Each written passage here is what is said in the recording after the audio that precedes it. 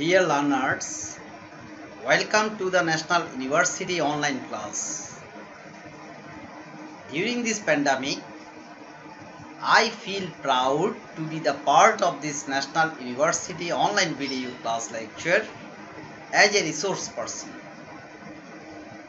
Please maintain the health rules. I am Mohammad Hossainul Abedin, Assistant Professor of Management, Government City College, Chattogram. Today, I shall discuss about management accounting in English for MBA Part 1, Department of Management. It is the second lecture on this course. Today's title of the lecture is Cost Concept and Classifications. প্রিয় শিক্ষার্থীরা, তোমরা ছবিতে দেখতে পাচ্ছ আজকের আলোচ্য বিষয় হচ্ছে কস্ট কনসেপ্ট অ্যান্ড ক্লাসিফিকেশনস। আমরা কস্ট কনসেপ্ট অ্যান্ড ক্লাসিফিকেশনস বলতে কি বুঝবো? কস্ট অর্থই হচ্ছে ব্যয়, কনসেপ্ট অর্থ হচ্ছে ধারণা, তাহলে ব্যয়ের ধারণা অ্যান্ড ক্লাসিফিকেশনস এবং শ্রেণী বিভাগ। কয় ধরনের ব্যয় আমরা বাস্তব জীবনে দেখতে পাই সেটা আমরা জানার চেষ্টা করি।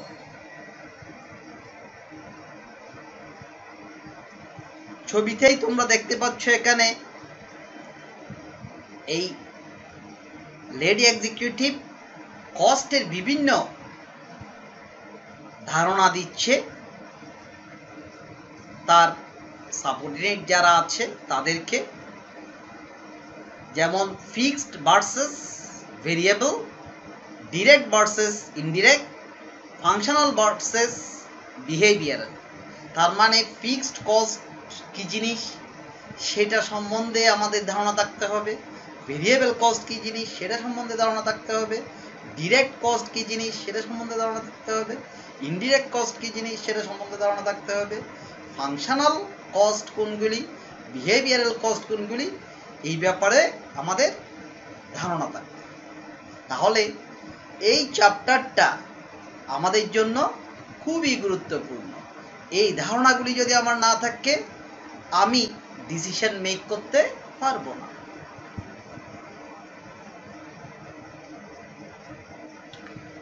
আজকের ক্লাসের পরে তোমরা যে জিনিসগুলি জানতে পারবে বা আজকের ক্লাসের লার্নিং আউটকাম হচ্ছে general cost classification. General cost classification সম্বন্ধে তোমরা জানতে পারবে classification of cost predicting to cost behaviour. কস্টের ক্লাসিফিকেশন সম্বন্ধে জানতে পারবে difference between product cost and periodic cost, product cost এবং পিরিয়ডিক কস্ট সম্বন্ধে জানতে পারবে specimen of cost sheet and income statement. আমরা কিভাবে একটা কস্ট শিট তৈরি করব এবং ইনকাম স্টেটমেন্ট তৈরি করব তার স্পেসিমেন বা নমুনা তোমরা পাবে এই ক্লাস থেকে। নমুনাটা দেখে তোমরা পরবর্তীতে অনেক বেশি বেশি প্র্যাকটিস করতে পারবে। প্রবলেম এন্ড সলিউশন, প্রবলেম থাকবে এবং সলিউশন সেটা আমি করে দেব, এটা বুঝিয়ে দেব এবং সেই প্রবলেম এবং সলিউশনের আলোকে স্পেসিমেনের আলোকে তোমরা পুরো চ্যাপ্টার শেষ করতে পারবে। তো চলো আমরা শুরু করি। প্রথমেই general cost classification. General cost সাধারণ ব্যয় শ্রেণী বিভাগ। তাহলে জেনারেল কস্ট ক্লাসিফিকেশন সেটা জেনারেল কস্ট ক্লাসিফিকেশনকে এখানে দুই ভাগে ভাগ করা হয়েছে। একটা হচ্ছে manufacturing or cost of manufacturing concern, আর একটা হচ্ছে নন ম্যানুফ্যাকচারিং কস্ট। একটা হচ্ছে উৎপাদন সংক্রান্ত বা উৎপাদনকারী প্রতিষ্ঠানের খরচ, আর একটা হচ্ছে নন ম্যানুফ্যাকচারিং কস্ট। উৎপাদন সংশ্লিষ্ট খরচগুলিকে তিন ভাগে ভাগ করা হয়েছে: direct materials, direct labour, manufacturing overhead. Non manufacturing কস্টগুলিকে দুই ভাগে ভাগ করা হয়েছে: মার্কেটিং অর সেলিং কস্ট, আর এটা হচ্ছে অ্যাডমিনিস্ট্রেটিভ কস্ট। তাহলে ডিরেক্ট ম্যাটেরিয়াল ম্যানুফ্যাকচারিং কস্টের যে তিনটা টাইপস আছে, ডিরেক্ট ম্যাটেরিয়ালস। ডিরেক্ট ম্যাটেরিয়াল কোনগুলো? আমি যে একটা প্রোডাক্ট তৈরি করব, সেই প্রোডাক্টের মূল উপাদান কি? আমি একটা টেবিল তৈরি করব, টেবিল তৈরি করার জন্য মূল উপাদান হচ্ছে কাঠ। আমি আমার শিক্ষার্থীদের জন্য হাই বেঞ্চ এবং লো বেঞ্চ তৈরি করব, তাহলে মূল উপাদান হচ্ছে কি? কাঠ। তাহলে কাঠ হচ্ছে এখানে ডিরেক্ট ম্যাটেরিয়ালস। আমি ফুড আইটেমের বিজনেস করব, ফুড আইটেমের বিজনেস করতে গেলে তাহলে আমার ওখানে মূল উপাদান, আমি বার্গার তৈরি করব বা পাউরুটি তৈরি করব। পাউরুটি তৈরি করার জন্য বা বার্গার তৈরি করার জন্য আমার মূল উপাদান হচ্ছে, এখানে মূল কাঁচামাল হচ্ছে আমার ময়দা। তাহলে ময়দা হচ্ছে ডিরেক্ট ম্যাটেরিয়ালস। এরপর হচ্ছে ডিরেক্ট লেবার। তাহলে ডিরেক্ট লেবার কোনটা?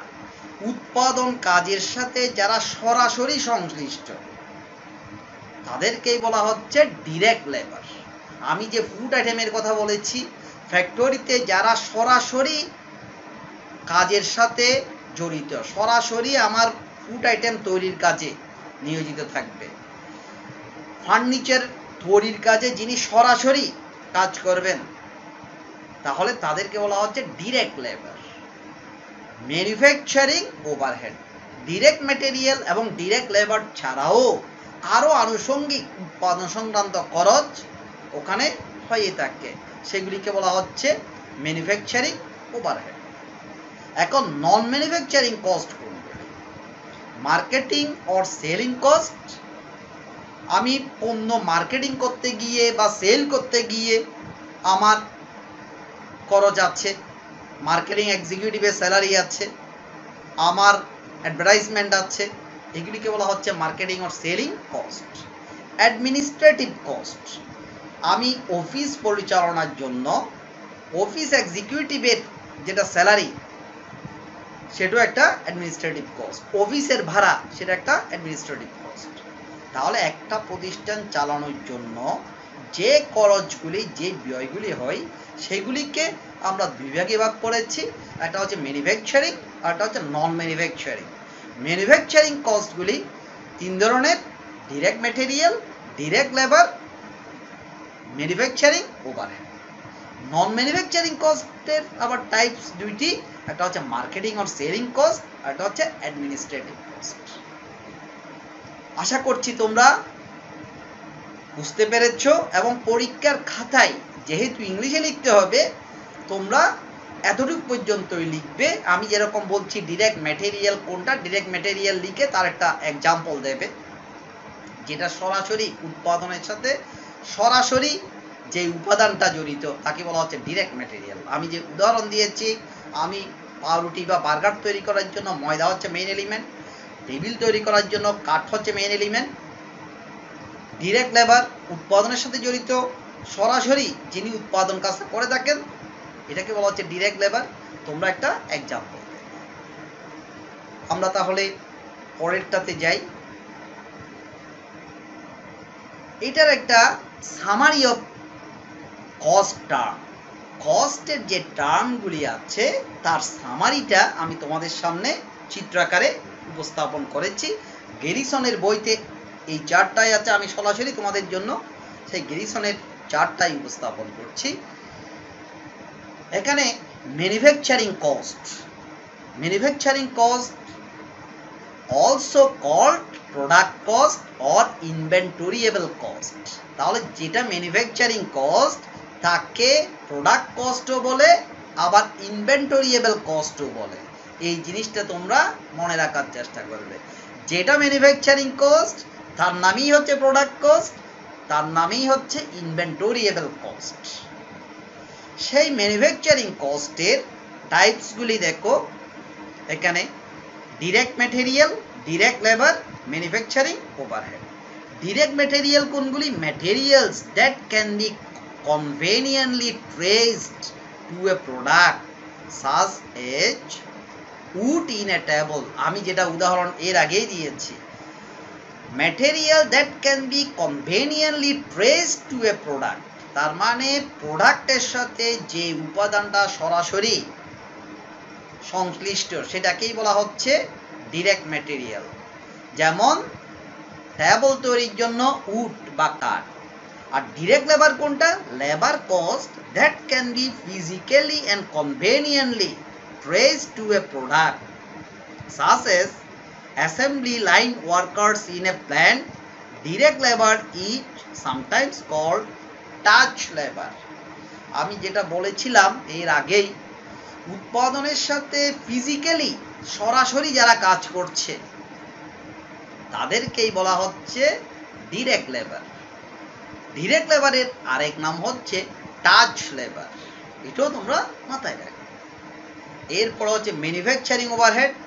All cost of manufacturing a product other than direct materials and direct labour such as indirect materials, indirect labour, factory utilities and depreciation of factory buildings and equipment. Factory বিল্ডিংয়ের depreciation, factory ইকুইপমেন্টের depreciation, তার মানে ফ্যাক্টরিতে অন্যান্য যে indirect খরচগুলি আছে সবগুলিকে বলা হচ্ছে কি? Manufacturing overhead.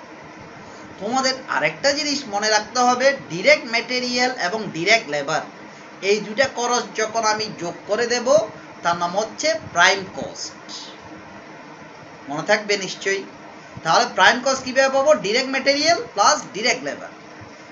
সেই প্রাইম কস্টের সাথে যখন আমি ম্যানুফ্যাকচারিং ওভারহেড যোগ করে দেব তার নাম হচ্ছে কনভার্সন কস্ট। তাহলে ম্যানুফ্যাকচারিং কস্টের টার্মগুলি তোমরা বুঝতে পেরেছ। এরপরে নন ম্যানুফ্যাকচারিং কস্ট। নন ম্যানুফ্যাকচারিং কস্টের আরেক নাম হচ্ছে period cost or selling and administrative cost. যেটা নন ম্যানুফ্যাকচারিং কস্ট তাকে আমরা বলি পিরিয়ড কস্ট, তাকে আবার বলি selling and administrative cost. Selling cost কোনগুলি? All costs necessary to secure customer orders and get the finished product or service to the customer. All costs necessary to secure customer orders and get the finished product or service to the customer, such as sales commission, advertising and depreciation of delivery equipment and finished goods warehouse। এগুলিকে বলা হচ্ছে selling cost. তাহলে selling কস্টের উদাহরণ কি কি? Selling কস্টের উদাহরণগুলি আমরা একটু মনে রাখার চেষ্টা করব। Sales commissions, advertising, depreciation of delivery equipment and finished goods warehouse, এগুলিকে বলা হচ্ছে সেলিং কস্ট। আর অ্যাডমিনিস্ট্রেটিভ কস্ট কোনগুলি? All cost associated with the general management of the company as a whole. all costs associated with the general management of the company। কোম্পানির general ম্যানেজমেন্টের সাথে যে খরচগুলি জড়িত আছে পুরোটাকেই বলা হচ্ছে অ্যাডমিনিস্ট্রেটিভ কস্ট। উদাহরণ হচ্ছে এক্সিকিউটিভ কমিশন, এক্সিকিউটিভ কম্পেনসেশন, নির্বাহীদের বেতন, এক্সিকিউটিভ ট্রাভেল কস্ট, এক্সিকিউটিভদের ভ্রমণ ব্যয়, সেক্রেটারিয়াল স্যালারিজ বা সচিবের বেতন, and depreciation of office building and equipment. Office building and ইকুইপমেন্টের ডিপ্রিসিয়েশন, এগুলিকে বলা হচ্ছে কি অ্যাডমিনিস্ট্রেটিভ কস্ট। তাহলে পুরো চার্ট থেকে আমরা একটা সামারি পেয়েছি ম্যানুফ্যাকচারিং কস্টের টাইপসগুলির মধ্যে ডিরেক্ট ম্যাটেরিয়াল এবং ডিরেক্ট লেবার দুইটা যোগ করে হয় প্রাইম কস্ট। প্রাইম কস্টের সাথে যখন ম্যানুফ্যাকচারিং ওভারহেড যোগ করব তার নাম হচ্ছে কনভার্সন কস্ট। এরপরে নন ম্যানুফ্যাকচারিং কস্টের মধ্যে আমরা সেলিং কস্ট এবং অ্যাডমিনিস্ট্রেটিভ কস্ট আলাদা করে দেখিয়েছি। Sales commission, advertising and depreciation of delivery equipment and finished goods warehouse, এইগুলি হচ্ছে সেলিং কস্ট। আবার অ্যাডমিনিস্ট্রেটিভ কস্টের উদাহরণ কি কি? Executive compensation, executive travel cost, secretarial salaries and depreciation of office building and equipment, এগুলিকেই বলা হচ্ছে অ্যাডমিনিস্ট্রেটিভ কস্ট। তাহলে আমরা চার্টের মাধ্যমে মোটামুটি ধারণা পেয়েছি। এখন কস্ট বিহেভিয়ার কি জিনিস? কস্ট বিহেভিয়ার আমরা উপর লিখেছি, কস্ট বিহেভিয়ারের উপর ভিত্তি করে কস্টকে ভাগ করা হয়েছে। তাহলে কস্ট বিহেভিয়ার কোনটা? How cost respond two A change in activity level within the relevant range. একটা রিলিভেন্ট রেঞ্জের মধ্যে কস্টের পরিবর্তন কিভাবে হয়? রিলিভেন্ট রেঞ্জের মধ্যে যখন আমি আমার উৎপাদনকে চেঞ্জ করব, যেমন ৮,০০০ ইউনিট উৎপাদন করি, ৮,০০০ ইউনিট উৎপাদন থেকে আমি ১০,০০০ ইউনিট উৎপাদন করেছি, এখন ২,০০০ ইউনিট বৃদ্ধি করেছি, কিছুদিন পরে আমি ১২,০০০ উৎপাদন করেছি। তাহলে আমার কোন কোন খরচের পরিবর্তন ঘটবে, কোন ধরনের রেসপন্স করবে, সেটাকেই বলা হচ্ছে কস্ট বিহেভিয়ার। সব খরচ কিন্তু বাড়বে না। তাহলে দেখা যাবে এখানে উৎপাদন বৃদ্ধির সাথে সাথে কিছু খরচ বেড়েছে, আমার কাঁচামাল বাবদ খরচ বেড়ে গেছে, কিন্তু মেশিন বাবদ আমার খরচ বাড়ছে না, আমার ঘর ভাড়া বাড়ছে না, ফ্যাক্টরির যেটা রেন্ট সেটা বাড়ছে না, ইকুইপমেন্টের যেটা খরচ সেটা বাড়ছে না, কিন্তু কাঁচামাল বাবদ খরচটা বেড়ে গেছে। আবার আরেক লেভেলে যখন আমি উৎপাদন করেছি, প্রথমে ৮ থেকে ১০,০০০ গেলাম, শুধু ম্যাটেরিয়াল বাবদ খরচ বেড়েছে। আবার ১০,০০০ থেকে যখন ১২,০০০ গেলাম, তখন দেখা যাচ্ছে আমার আবার বাড়তি কিছু খরচ, ম্যাটেরিয়ালের বাইরে আরও কিছু খরচ বেড়েছে। তাহলে একটা লেভেল যখন আমি চেঞ্জ করব, লেভেল বলতে এখানে অ্যাক্টিভিটি লেভেল বলতে আমি এখানে বুঝাচ্ছি, আমার উৎপাদন ১০,০০০ থেকে ১২,০০০ গেলে আমার খরচ কোনটা পরিবর্তন হবে, বা ১২,০০০ থেকে ১৪,০০০ গেলে খরচ কোনটা পরিবর্তন হবে, বা ১০ থেকে নিচের দিকে ৮,০০০ আসলে আমার খরচ কি পরিবর্তন হবে, সেগুলির উপর ভিত্তি করে খরচকে আমরা ৩ ভাগে ভাগ করেছি। একটা হচ্ছে ভেরিয়েবল, একটা হচ্ছে সেমি ভেরিয়েবল, আর একটা হচ্ছে ফিক্সড কস্ট, সেটা আমরা পরের স্লাইডে দেখাবো। এরপরে রিলিভেন্ট রেঞ্জের মধ্যে, রিলিভেন্ট রেঞ্জ কোনটা? Activity levels within which a given total fixed cost or unit variable cost will be unchanged. তাহলে রিলিভেন্ট রেঞ্জ কোনটা? যে অ্যাক্টিভিটি লেভেলে fixed cost or unit variable cost unchange থাকবে, অপরিবর্তিত থাকবে। আমি উদাহরণ দিলে তোমরা সহজে বুঝতে পারবে। আমি একটা মেশিন ক্রয় করেছি, মেশিনটার ক্যাপাসিটি হচ্ছে ২০,০০০ ইউনিট। তাহলে ২০,০০০ ইউনিট পর্যন্ত যদি আমি পণ্য উৎপাদন করি, ওই মেশিনেই হবে, মেশিনের মূল্য আমাকে বাড়তে দিতে হচ্ছে না, তাহলে ফিক্সড কস্টটা ফিক্সডই থাকবে। তাহলে ২০,০০০ ইউনিট পর্যন্ত যদি আমি পণ্য উৎপাদন করি, আমার পার ইউনিটের কাঁচামাল বাবদ যেটা খরচ সেটা একই রকম থাকবে। যদি ২০,০০০-এর অধিক আমি উৎপাদন করতে চাই, আমি ৪০,০০০ ইউনিট উৎপাদন করব, আমার পণ্যের ডিমান্ড বেড়ে গেছে, সেই ক্ষেত্রে আমাকে অবশ্যই আর একটা নতুন মেশিন কিনতে হবে, তাহলে ফিক্সড কস্ট আবার বৃদ্ধি পাবে। আবার ওই রেঞ্জে যখন আমি যাব, আমার আনুষঙ্গিক আরও বিভিন্ন খরচ বাড়াতে হবে, তখন আমার আবার বেশি উৎপাদন করলে দেখা যাবে যে আমি ভেরিয়েবল কস্ট আগের চেয়ে কমে আসছে, তাহলে পার ইউনিট ভেরিয়েবল কস্টও আমি বেশি পরিমাণ পণ্য কিনলে অনেক সময় কমিশন পাওয়ার সুযোগ আছে, সেই ক্ষেত্রে ভেরিয়েবল কস্ট পার ইউনিটও একটু কমে যাবে। সেই জন্য রিলিভেন্ট রেঞ্জ বলতে বুঝবো একটা অ্যাক্টিভিটি লেভেল, যে লেভেল পর্যন্ত fixed cost, total fixed cost unchange থাকবে, per unit variable cost unchange থাকবে। আশা করছি তোমরা কস্ট বিহেভিয়ার জিনিসটা বুঝতে পেরেছো, রিলিভেন্ট রেঞ্জ জিনিসটা বুঝতে পেরেছো। এখানে চিত্র সেটা বিভিন্ন অ্যাক্টিভিটি লেভেল দেখানো হয়েছে, এখানেও অ্যাক্টিভিটি লেভেল দেখানো হয়েছে। এরপরে আসি আমরা classification of cost, prediction two cost behaviour. Classification of cost, predicting two cost behaviour. তাহলে ওই যে আমি আলোচনা করেছি কস্ট বিহেভিয়ারের উপর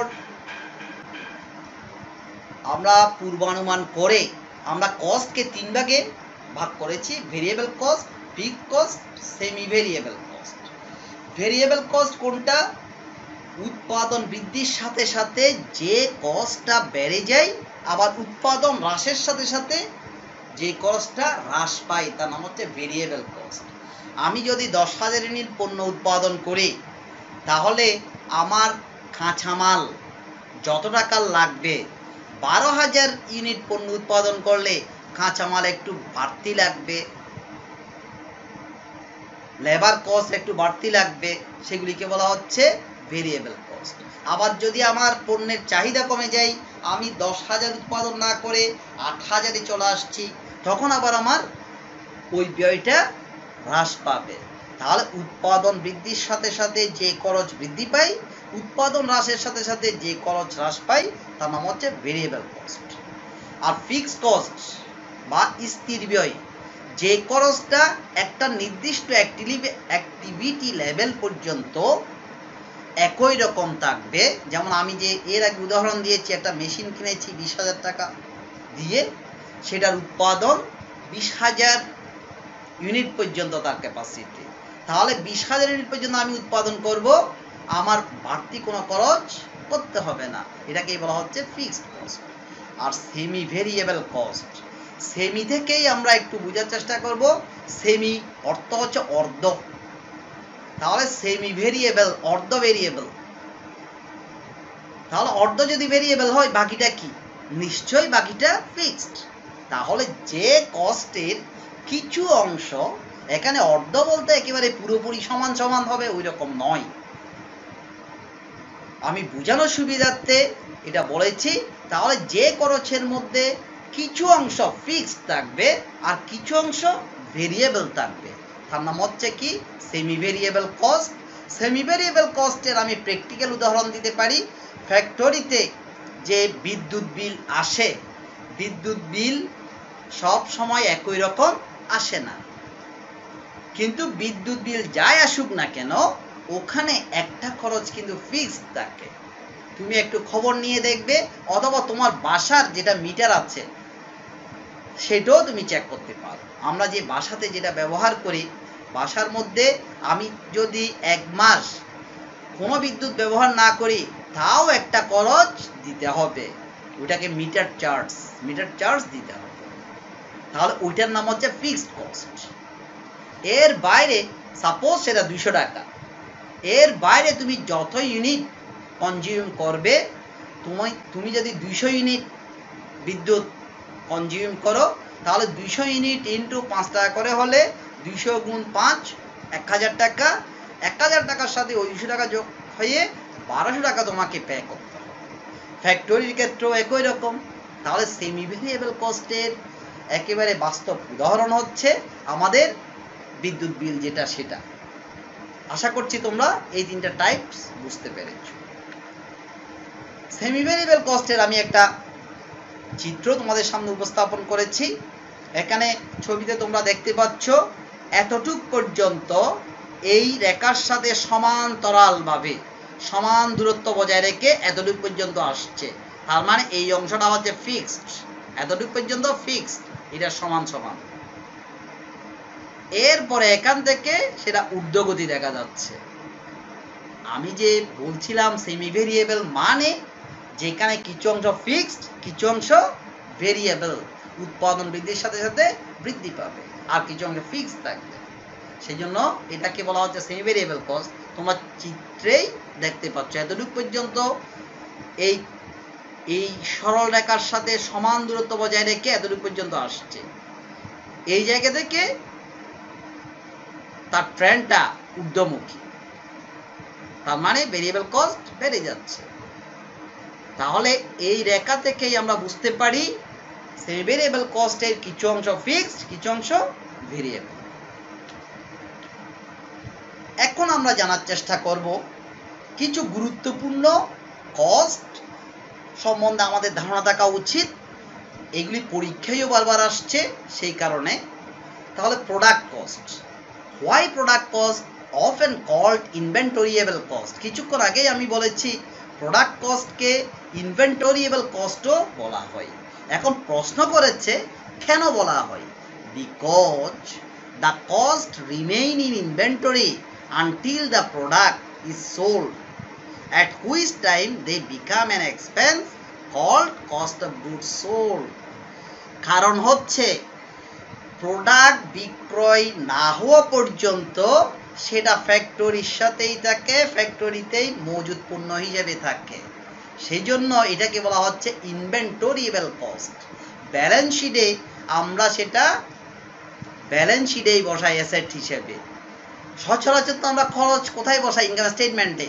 কিন্তু এই খরচ, এই প্রোডাক্ট কস্টটা, এটা ইনভেন্টরির সাথে যুক্ত থাকে। ওপেনিং ইনভেন্টরি বা এন্ডিং ইনভেন্টরি ওখানে যুক্ত থাকে, সেগুলি আমরা কোথায় বসাই? ব্যালেন্স শিটে বসাই। তাহলে যেহেতু সেটা ইনভেন্টরির সাথেই যুক্ত থাকে, সেই জন্য তাকে আমরা ইনভেন্টরিয়েবল কস্ট বলে থাকি। এখন জানার চেষ্টা করব ইনভেন্টরিয়েবল কস্ট বা প্রোডাক্ট কস্ট এন্ড পিরিয়ড কস্টের মধ্যে পার্থক্য। Inventoriable cost incurred in one period and expensed in another. Inventoriable cost incurred ঘটে একটা পিরিয়ডে, expensed in another। ঘটনা ঘটছে এক সময়ে, খরচ অন্য সময়ে। আবার পিরিয়ড কস্ট এটা incurred and expense সেম পিরিয়ডে হয়। become part of any of these inventories. Inventoriable cost এই জিনিসগুলির ভিতরেই অন্তর্ভুক্ত থাকে। Raw materials inventory, work in progress inventory অথবা ফিনিশড গুডস ইনভেন্টরি এর ভিতরেই অন্তর্ভুক্ত থাকে। আর period cost do not form part of any inventories. Period cost ইনভেন্টরির ভিতরে থাকে না। Becomes part of the balance sheet in the form of inventories on the asset side. কিছুক্ষণ আগেই আমি বলেছি ইনভেন্টরিয়েবল কস্ট বা প্রোডাক্ট কস্ট সেটা ব্যালেন্স শিটে বসে, কিন্তু period cost do not become part of the balance sheet in any form. Inventoriable cost, this cost exist in manufacturing and trading concern only. তাহলে এই কস্টটা, প্রোডাক্ট কস্টটা কোথায় থাকে? Manufacturing and trading cost concern only. আর period cost, this cost exist in manufacturing, trading and service concern. এইটা manufacturing, trading and service কনসার্নের সাথেই সংশ্লিষ্ট, সার্ভিসের সাথেই সংশ্লিষ্ট। তাহলে আমরা প্রোডাক্ট কস্ট বা ইনভেন্টরিয়েবল কস্ট এবং পিরিয়ড কস্টের মধ্যে পার্থক্য বুঝতে পেরেছি। তোমরা একটু এই সহজ জিনিসটা সংক্ষেপে একটু প্র্যাকটিস করবে, বাসায় একটু লিখবে। এরপরে জানার চেষ্টা করব opportunity cost. What is opportunity cost? Opportunity কস্টের বাংলা হচ্ছে সুযোগ ব্যয়। আমি দুইটি বিকল্প থেকে যখন একটি গ্রহণ করলে, দুইটি বিকল্প আছে আমার সামনে, দুটি বিকল্প থেকে আমি একটাই গ্রহণ করতে পারবো, দুইটাই গ্রহণ করার সুযোগ নাই। তাহলে একটি গ্রহণ করলে আরেকটি হারাতে হচ্ছে। যেটা হারাচ্ছি ওখান থেকে যে বেনিফিটটা আমি পেতাম, সেই বেনিফিটটা তো আমি এখন পাচ্ছি না। তাহলে ওইটাকেই বলা হচ্ছে কি? ওই opportunity cost. Opportunity cost is the cost of any decision measured in terms of the next best alternative that has had to be sacrificed or foregone in the making of the decision. তাহলে যেটা আমাকে sacrifice করতে হয়েছে, আমার সামনে দুইটা best alternative আছে। আমি উদাহরণ দিচ্ছি, আমি একটা চাকরি পেয়েছি যেখান থেকে আমি বছরে 10 লাখ টাকা ইনকাম করতে পারবো। 10 লাখ টাকা সুযোগ সুবিধা আমি পাচ্ছি বছরে। এখন আমি মনে করলাম যে আমি চাকরি করব না, আমি নিজে বিজনেস করব। এখন বিজনেসে যখন শুরু করেছি, বিজনেসে যখন গেছি, তাহলে আমি যে 10 লাখ টাকার চাকরি করি নাই, তাহলে এই বিজনেসের ক্ষেত্রে সেই 10 লাখ টাকাকেই বলা হচ্ছে কি সুযোগ ব্যয় বা অপরচুনিটি কস্ট। তাহলে আমার সামনে দুইটা অপশন আছে, একটা হচ্ছে আমি চাকরি করব, বছরে 10 লাখ টাকা পাবো, অথবা আমি বিজনেস করব। আমি যখন বিজনেসে যোগ দিয়েছি, তাহলে আমার চাকরি থেকে যে বেনিফিটটা পাওয়ার সুযোগ ছিল, সেই সুযোগ থেকে আমি বঞ্চিত হয়েছি। এটাকেই বলা হচ্ছে সুযোগ ব্যয় বা অপরচুনিটি কস্ট। আশা করছি তোমরা অপরচুনিটি কস্ট বুঝতে পেরেছো এবং খুবই গুরুত্বপূর্ণ। তা এরপরে কনভার্সন কস্ট। কনভার্সন কস্ট কোনটা? আমি শুরুতেই বলেছিলাম, প্রাইম কস্টের সাথে যখন আমি ফ্যাক্টরি ওভারহেড যোগ করে দেব, সেটাকেই বলা হচ্ছে কনভার্সন কস্ট। তাহলে conversion cost is the combined form of direct labour and manufacturing overhead. তাহলে ডিরেক্ট লেবার অ্যান্ড ম্যানুফ্যাকচারিং ওভারহেডের সমন্বয়ে যে কস্টটা, তার নাম হচ্ছে কি conversion cost. Conversion cost is the combined form of direct labour and manufacturing overhead. এরপরে আমরা জানার চেষ্টা করব জাস্ট ইন টাইম বা JIT, a method of inventory control design to reduce of even eliminate inventories in a company. তাহলে just in time বা JIT, এটা সব সময়ই তোমরা পাবে, বিভিন্ন কোর্সেই পাবে। জাস্ট ইন টাইম বা জেআইটি সেটা কি জিনিস? জেআইটি হচ্ছে একটা মেথড বা একটা পদ্ধতি, কিসের? অফ ইনভেন্টরি কন্ট্রোল, মজুদ নিয়ন্ত্রণের একটা পদ্ধতি। ডিজাইন, যেটা নকশা করা হয়, to reduce of even eliminate inventories in a company. একটা কোম্পানির মজুদ হ্রাস করার জন্য, ইভেন বাদ দেওয়ার জন্য একটা মেথড ডিজাইন করা হয়, সেই মেথডকেই বলা হচ্ছে জাস্ট ইন টাইম। এখন কিভাবে করব? আমি মজুদ করে রেখেছি, মজুদগুলি ফ্যাক্টরিতে যাই, তাহলে মজুদ করলে আমার ওয়্যার হাউসের ভাড়া দিতে হচ্ছে অনেক টাকা। আমি যদি এমনভাবে সিস্টেম করে রাখি, যাদের থেকে আমি কাঁচামাল আনি, তারা জাস্ট টাইমে আমাকে পণ্য ডেলিভারি দেবে, সাথে সাথে আমি মেশিনে পাঠাবো, ফিনিশড প্রোডাক্ট হিসেবে বের হয়ে যাবে, আমি সাথে সাথে মার্কেটে সেটা পৌঁছিয়ে দেব। এইভাবে সিস্টেম করলাম, তাহলে আমার ওয়্যার হাউসের ভাড়া আর দিতে হচ্ছে না। তাহলে জেআইটি বা জাস্ট ইন টাইম বলতে আমি বুঝবো সেটা ইনভেন্টরি কন্ট্রোলের একটা মেথড, যেটা ডিজাইন করা হয় আমার ইনভেন্টরিকে রিডিউস করার জন্য অথবা একেবারে বাদ দেওয়ার জন্য। কোনো একটা কোম্পানির ইনভেন্টরি একেবারে বাদ দেওয়া বা কমানোর উদ্দেশ্যে just in time method follow করা হয়। এরপরে differential cost. A difference in cost between two alternatives is called differential cost. A difference in cost between two alternative, দুইটি বিকল্পের মধ্যে খরচের যে পার্থক্য হয়, তাকেই বলা হচ্ছে ডিফারেন্সিয়াল কস্ট। আমি একটা উদাহরণ দিচ্ছি, তাহলে তোমরা সহজে বুঝতে পারবে। এখানে দেখো, এখানে দুইটি অল্টারনেটিভ, একটা হচ্ছে লাইফ গার্ড আর একটা হচ্ছে অটো সার্ভিস সেন্টার। লাইফ গার্ডের মান্থলি স্যালারি হচ্ছে 1200, অটো সার্ভিস সেন্টারের মান্থলি স্যালারি হচ্ছে 1500। তাহলে ডিফারেন্স কত? 300। ডিফারেন্সিয়াল কস্ট অ্যান্ড রেভিনিউ হচ্ছে এখানে কত? ডিফারেন্সিয়াল কস্ট হচ্ছে কত? 300। এক্সপেন্সগুলি আমরা একটু দেখি। কমিউটিংয়ে 30 টাকা, এটা হচ্ছে 90 টাকা, পার্থক্য হচ্ছে 60। মিলসে 150 150, নো ডিফারেন্স। অ্যাপার্টমেন্ট রেন্টে 450 450, নো ডিফারেন্স। ইউনিফর্ম রেন্টাল 050, এখানে ডিফারেন্স হচ্ছে 50।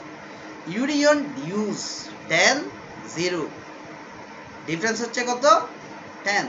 টোটাল মান্থলি এক্সপেন্সেস লাইফ গার্ডে হচ্ছে 640 আর অটো সার্ভিস সেন্টারে হচ্ছে 740, ডিফারেন্স হচ্ছে কত? 100। মান্থলি স্যালারি রেভিনিউ থেকে যখন আমি এক্সপেন্স বাদ দেব তাহলে মান্থলি ইনকাম হচ্ছে কত? 560, এটা হচ্ছে 760, তাহলে ডিফারেন্স হচ্ছে কত? 200। তাহলে এই যে আমি খরচের পার্থক্য দেখালাম বা ইনকামের পার্থক্য দেখালাম, সেটাকেই বলা হচ্ছে ডিফারেন্সিয়াল কস্ট। আশা করছি তোমরা বুঝতে পেরেছ। এরপরে সাঙ্ক কস্ট, খুবই গুরুত্বপূর্ণ একটা জিনিস। A sunk cost is the amount paid or to be paid because of a previous commitment, and the cost cannot be changed by any decision made now or in the future. For example, the cost previously incurred to make 10 units of inventory, 8 of which have been sold and 2 not, is a sunk cost. তাহলে sunk কস্টের Bangla হচ্ছে নিমজ্জিত ব্যয়। যেই ব্যয়টা পূর্বের commitment অনুসারে আমাকে pay করতে হয়েছে বা হবে, যেটা বর্তমান বা ভবিষ্যতের কোনো ডিসিশনের কারণে চেঞ্জযোগ্য নয়, পরিবর্তনযোগ্য নয়, তাকেই বলা হচ্ছে কি? Sunk cost. আমি আরো একটা ডেফিনিশন এখানে এনেছি, এটা আরেকটু সহজ। A sunk cost refers to a cost that has already occurred and has no potential for recovery in the future. তাহলে নিমজ্জিত ব্যয় হচ্ছে এমন একটা ব্যয় যেটা অলরেডি খরচ হয়ে গেছে এবং যার কোনো রিকভারির সম্ভাবনা নাই। উদাহরণ হচ্ছে your rent, marketing campaign expenses or money spent on new equipment can be considered sunk cost. উদাহরণ হচ্ছে তুমি যেটা ভাড়া দিয়েছো, মার্কেটিং ক্যাম্পেইন করেছো, মার্কেটিং ক্যাম্পেইন করতে গিয়ে যেটা খরচ হয়েছে, or money spent on new equipment, অথবা নতুন একটা মেশিন কিনেছো, can be considered sunk cost. এগুলি ফেরত নেওয়ার কোনো সুযোগ নেই। A sunk cost can also be referred to as a first cost. এই সাঙ্ক কস্টকে ফার্স্ট কস্ট বা অতীত ব্যয় হিসেবেও চিহ্নিত করা হয়। এখন আমরা দেখব, আমরা এই পর্যন্ত খরচের বিভিন্ন টাইপসগুলি আমরা আলোচনা করেছি। এখন আমি দেখব স্পেসিমেন অফ কস্ট শিট। একটা কস্ট শিট আমি কিভাবে তৈরি করব সেটা একটু মনোযোগ দিয়ে তোমরা একটু দেখো, তাহলে সব অঙ্কই তোমরা করতে পারবে। ডিরেক্ট ম্যাটেরিয়াল কনজিউমড, কত টাকার ম্যাটেরিয়াল খরচ হয়েছে সেটা আমি কিভাবে বের করব।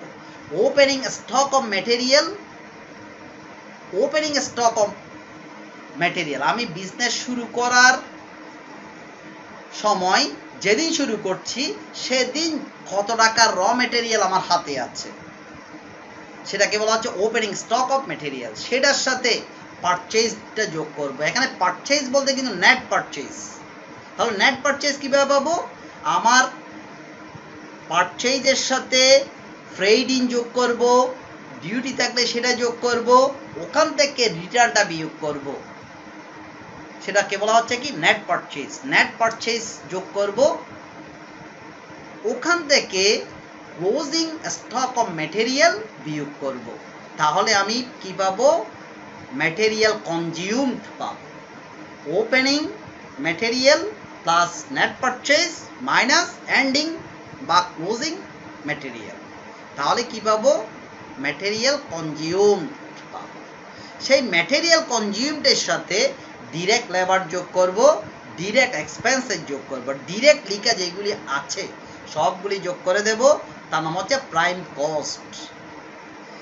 প্রাইম কস্টের সাথে যখন ফ্যাক্টরি ওভারহেড যোগ করে দেব তার নাম হচ্ছে gross work cost. Gross work cost, সেই গ্রস ওয়ার্ক কস্টের সাথে ওপেনিং ওয়ার্ক ইন প্রোগ্রেস যোগ করে দেব, ক্লোজিং ওয়ার্ক ইন প্রোগ্রেস বিয়োগ করব। তাহলে কি পাবো? Factory cost. এই নামগুলি তোমাদের মনে রাখতে হবে। ফ্যাক্টরি কস্ট পাবো। ফ্যাক্টরি প্রাইম কস্টের সাথে ফ্যাক্টরি ওভারহেড যোগ করব, গ্রস ওয়ার্ক কস্ট পাবো। গ্রস ওয়ার্ক কস্টের সাথে ওপেনিং ওয়ার্ক ইন প্রোগ্রেস যোগ করব, এন্ডিং ওয়ার্ক ইন প্রোগ্রেস বিয়োগ করব। কি পাবো? ফ্যাক্টরি কস্ট পাবো। এই ফ্যাক্টরি কস্টের সাথে কোয়ালিটি কন্ট্রোল কস্ট যোগ করব, রিসার্চ অ্যান্ড ডেভেলপমেন্ট কস্ট যোগ করব, অ্যাডমিনিস্ট্রেটিভ ওভারহেড যোগ করব, আবার বিয়োগ করব credit for recoveries scrap by products. আমি যেগুলি রিকভার করতে পেরেছি, টাকা যেগুলি পাবো না মনে করছিলাম সেগুলি পেয়ে গেছি, বা আমার যেগুলি ভগ্নাবশেষ মূল্য, আমার মেশিনারিজ আর ব্যবহার করা যাচ্ছে না, সেটা বিক্রি করে যে টাকাটা পেয়েছি, বাই প্রোডাক্টস বা উপজাতগুলি বিক্রি করে আমি যে টাকাটা পেয়েছি, সেগুলি এই কস্ট থেকে বিয়োগ করব। প্যাকিং কস্ট যোগ করব, সবগুলি যোগ করে যা পাবো তার নাম হচ্ছে কস্ট অফ প্রোডাকশন। সেই কস্ট অফ প্রোডাকশনের সাথে opening stock of finished goods যোগ করব, আর closing stock of finished goods বিয়োগ করব। তাহলে কি পাবো? কস্ট অফ গুডস সোল্ড পাবো। কস্ট অফ গুডস সোল্ড এর সাথে অ্যাডমিনিস্ট্রেটিভ ওভারহেড যোগ করব, সেলিং অ্যান্ড ডিস্ট্রিবিউশন ওভারহেড যোগ করব। তাহলে কি পাবো? কস্ট অফ সেলস পাবো। এই কস্ট অফ সেলস এর সাথে আমি যদি একটা নির্দিষ্ট হারে প্রফিট যোগ করে দেই, সেটাই হচ্ছে আমার সেলিং প্রাইস। অনেক সময় সেটাকে আমরা টেন্ডার প্রাইস বলে থাকি। আমার একটা টেন্ডার দিতে হবে, তাহলে আমার কস্ট অফ সেল যা হবে তার সাথে আমি একটা প্রফিট, একটা মার্জিন যোগ করে দেবো। এরপরেই বলবো যে এত টাকা হলে আমি কাজটা করতে পারবো, সেই জন্য ওইটাকে বলা হচ্ছে টেন্ডার প্রাইস। তাহলে তোমরা স্পেসিমেনটা একটু মনে রাখার চেষ্টা করবে। এরপরে আরেকটা স্পেসিমেন, সেটা হচ্ছে income or profit and loss স্টেটমেন্টের ফরম্যাট। প্রফিট অ্যান্ড লস স্টেটমেন্টের একটা ফরম্যাট। তোমরা দেখো টোটাল রেভিনিউ, আমি পণ্য বিক্রি করে যা পাবো সেটাকে বলা হয় টোটাল রেভিনিউ। টোটাল রেভিনিউ থেকে আমি কস্ট অফ গুডস সোল্ড বিয়োগ করব। তাহলে কস্ট অফ গুডস সোল্ড কীভাবে পাবো? বিগিনিং ইনভেন্টরি যা আছে সেটার সাথে কস্ট গুডস পারচেজড সেটা যোগ করব। তাহলে cost of goods available for sale পাবো, less ending inventory. Ending inventory বিয়োগ করব, সেটাকেই বলা হচ্ছে total cost of goods sold. এখানে পারচেজ বলতে নেট পারচেজ, আমরা যেটা ইনভেন্টরির ক্ষেত্রে যেটা বলেছিলাম, এই ক্ষেত্রেও সেই নেট পারচেজ যোগ হবে আর এন্ডিং ইনভেন্টরি বিয়োগ হবে, সেটাই হচ্ছে total cost of goods sold. তাহলে টোটাল রেভিনিউ থেকে total cost of goods sold যখন বিয়োগ করব, তার নাম হচ্ছে কি? Gross profit or margin. সেই গ্রস প্রফিট অর মার্জিন থেকে টোটাল অপারেটিং এক্সপেন্সেস বিয়োগ করব। তাহলে কি পাবো? Income or profit from operations before taxes. তাহলে প্রফিট, এটা হচ্ছে নেট প্রফিট বিফোর ট্যাক্স, এটাকে আমরা এনপিবিটিও বলি। ওখান থেকে আমরা কি করব? Plus or minus gain or loss on sale of capital asset.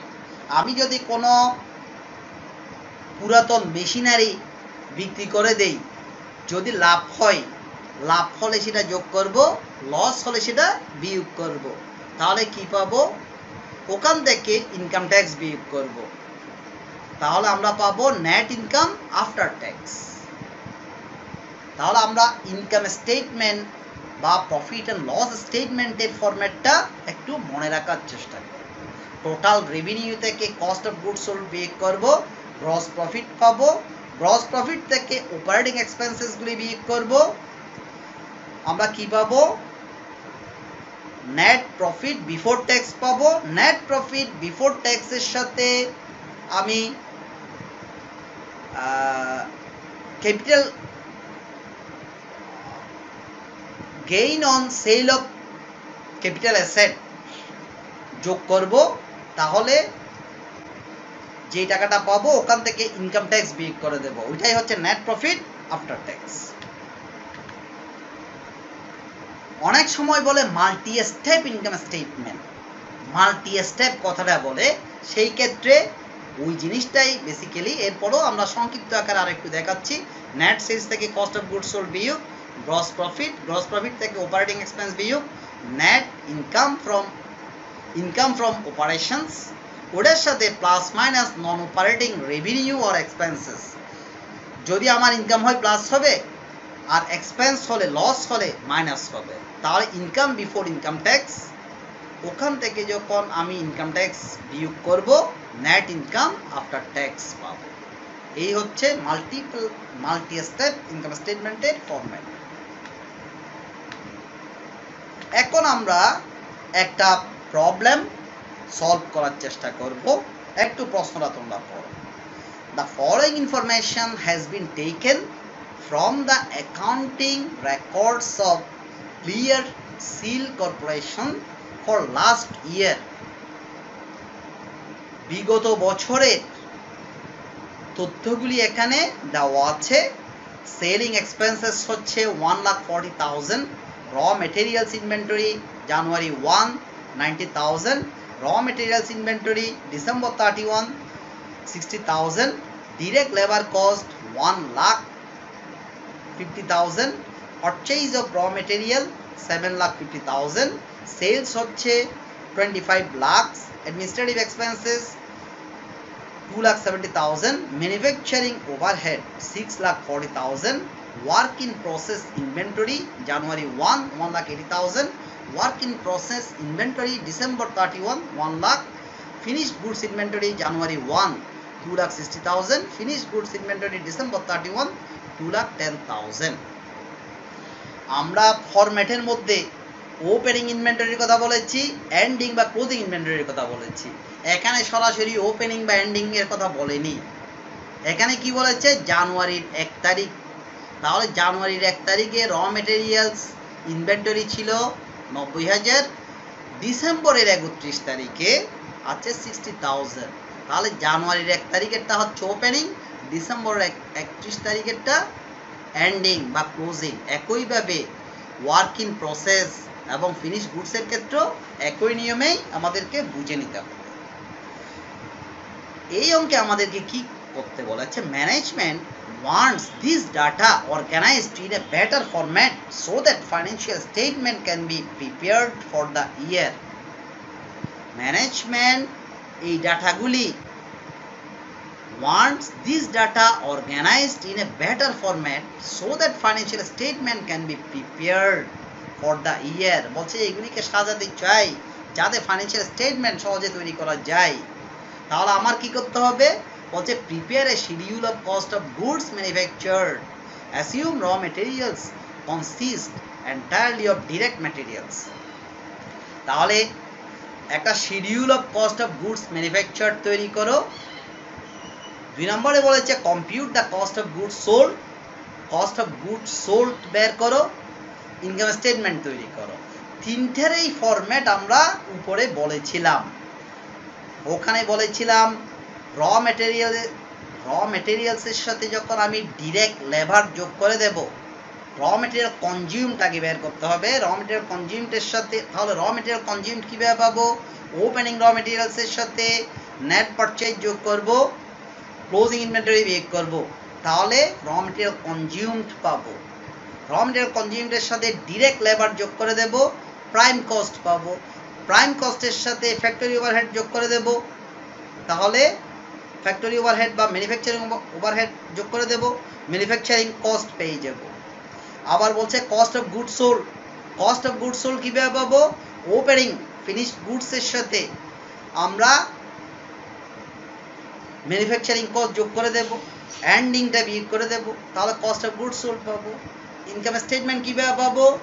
আমরা সেলস থেকে, এখানে সেলস দেওয়া আছে, সেলস থেকে কস্ট অফ গুডস সোল্ড বিয়োগ করে দেব, গ্রস প্রফিট পাবো।